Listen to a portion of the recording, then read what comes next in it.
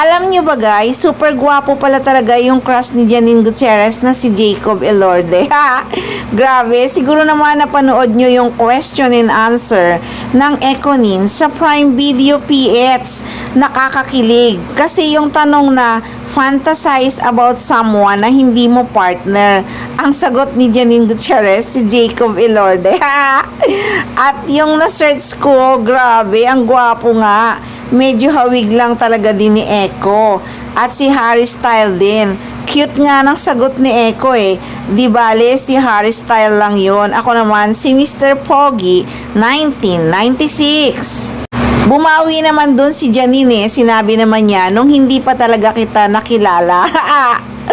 Partner. What if it's like Jacob Elordi? Adi yes ka na. Pero dati yan, daga kita na... Pero what if like it's your like Hollywood crush, Harry Styles? Alam mo, sagutin mo na yun. Si Harry Styles naman, di ba? Ako naman si Jericho Rosales, Mr. Pogi, 1996.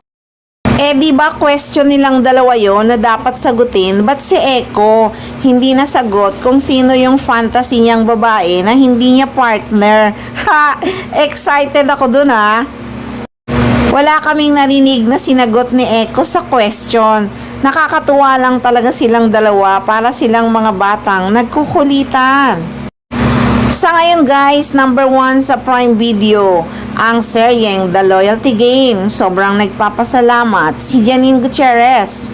Hiling din ng mga fans na sana yung susunod na project ng Econin, love story naman.